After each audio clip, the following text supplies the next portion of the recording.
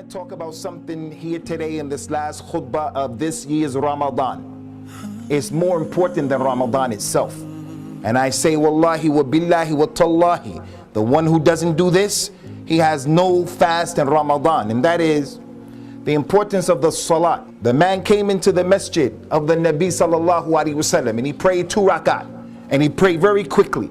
And then after praying those 2 rakat, he came and he said, Assalamu alaikum ya Rasulullah. The Prophet said to him, sallallahu alaihi wasallam, wa alaikum salam wa rahmatullah. Irja' fasalli, fannaka lam tusalli. Go back and pray, because you didn't pray. The man went back the second time, he prayed very quickly. He came and said, Assalamu alaikum ya Rasulullah. He said, wa alaikum salam wa rahmatullah. Go back and pray, you didn't pray. He went back a third time, he prayed very quickly. He came, Assalamu alaikum ya Rasulullah. He said, wa alaikum salam wa rahmatullah. Go back and pray, because you didn't pray. The man said, Ya Rasulullah, teach me, I don't know.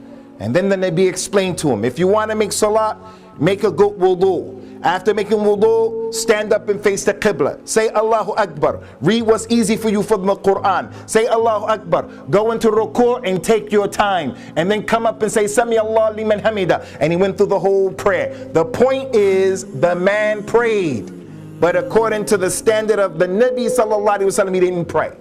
How many people this is their condition?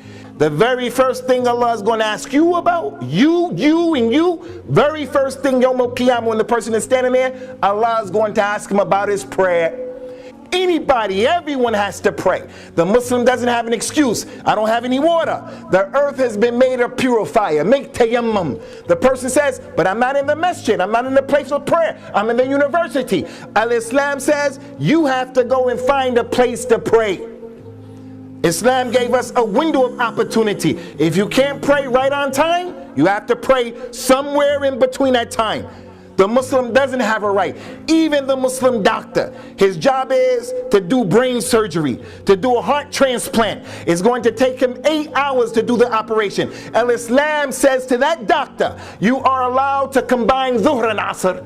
You are allowed to combine Maghrib and Isha. The salat is never taken off of the man. The man can't pray standing up. He has to pray sitting down. The person is paralyzed on his back. He has to pray on his back. Salat won't be taken off of you. During the time of the companions, if they knew you were a person who didn't give zakat, they made excuses for you.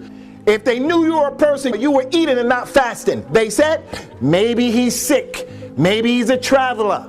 If you were a person who didn't make hajj, they would make excuses. The lady doesn't wear hijab. The companions used to say, maybe she's a new Muslim, maybe she's from the desert, maybe she's a slave. But if the companion knew this person is not praying, the companion said, he's a kafir.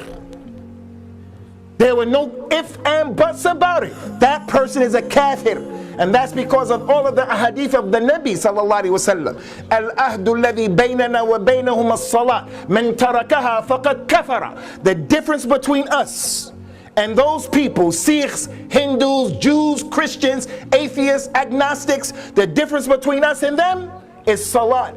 Anyone who abandons it, he's a disbeliever. So I ask you people sitting here today, how many people do you know from your relatives, they don't pray? How many people do you know from your neighbors, they don't pray? How many people do you know from your wife's family, they don't pray? If the companions knew those individuals, they said, he's a munafiq, he's a kafir.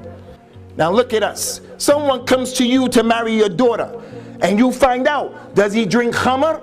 If they say yes, he drinks khamr, you're going to say, you can't marry my daughter, and rightly so. But do we ask the question, does he pray? Does he pray? Wallahi, the one who doesn't pray is doing a bigger crime and sin than the one who's drinking khamr.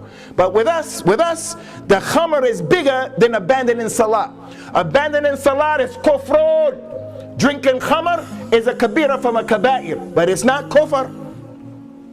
Everybody here, if we knew the man is drinking khamr, smoking crack, smoking weed, he wants to marry my daughter, we're going to say, wallahi, never. And rightly so. And I'm telling you, abandoning salat is bigger than that.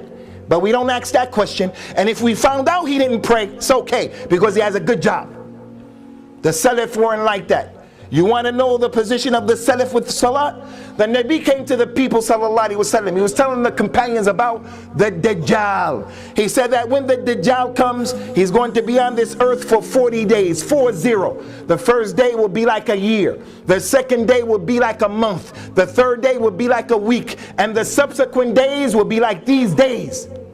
If the Muslims heard this today, we would say something. But when the companions heard it, what was the thing that came to their mind? When they heard that, they said, Ya Rasulullah, kayfa nusalli? When the Dajjal comes, if the days are like that, how do we pray? If one day is like a year, how do we determine the prayer? That was the most important thing to them. Because the Salah is a part of the identity of the Muslim. Umar radiallahu anhu, he had some beef, he had some drama with a non-Muslim who was from the Majus, a Magian. That man got upset. He said, I'm gonna kill you, I'm gonna kill him. So him being a coward, he started to think, I'm going to assassinate the Amir al-Mu'mineen. But he didn't do it face to face in a duel like a man would do. You have a problem with someone, be a man. Go tell him in his face. Don't be like a coward talking behind his back. Tell him in his face. He didn't want to meet Umar in his face. So what did he do? He poisoned the sword, he sharpened the knife, he poisoned the knife, he sharpened the knife, he poisoned the knife, he sharpened the knife. He said, yeah, they do a good job. He put another knife on the one, made it a double blade with poison and it was sharp. When Umar started praying, he waited till Umar prayed. Why didn't he come in front of his face in the street and say, okay, let's get busy? Because he knew when those companions started praying and they said Allahu Akbar, they meant that. The man came, he stabbed the Amir al-Mu'mineen and did the knife like that, ran down the line and started stabbing 14 other people. They all died. What happened?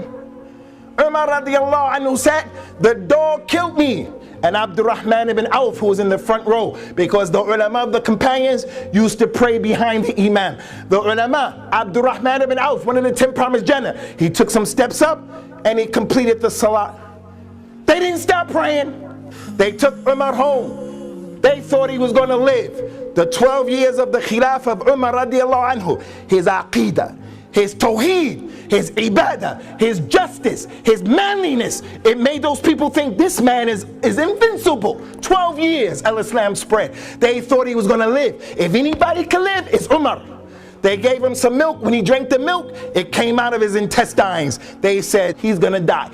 Don't let him lose consciousness, because if he loses consciousness, that's it. He started losing consciousness. They were trying to wake him up. He wouldn't wake up. He's about to die. Abdullah bin Abbas said, I know what to wake him up. Ibn Abbas said, Ya Amir al-Mu'mineen, it's time for Salat. Umar woke up. He said to the people, Wallahi, La iman al-iman la salata lahu. I swear by Allah, there's no iman for the one who doesn't pray. That man is dying and he swore by no iman for the one who doesn't pray. Lastly, akhwani, you want to know the position of prayer in Islam? The Nabi was dying, sallallahu alaihi wasallam.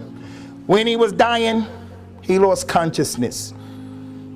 The Nabi said to the people, as-salat, as-salat, وَمَا مَلَكَتْ أَيْمَانُكُمْ. Take care of the prayer, and take care of your right-hand possessions. Your slaves, your children, your women, people under your supervision. He lost consciousness.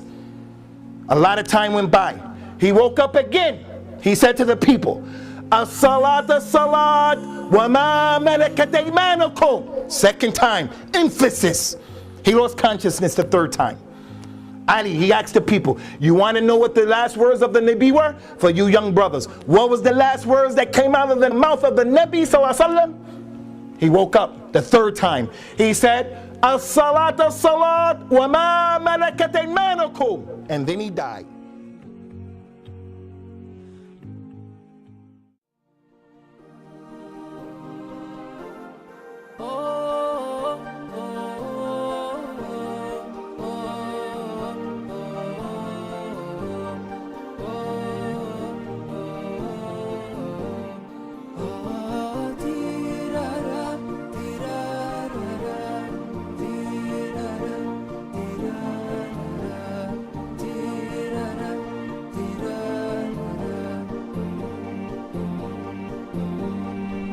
صارت بهجتنا هنوا يلا اللي تحبون الأعياد وش باقي غير الأعياد صارت بهجتنا هنوا يلا اللي تحبون في حستنا الأعياد وش باقي غير الأعياد والعيد شرف بالحب الله يحيي ما دمنا مع بعضنا دامت مساعي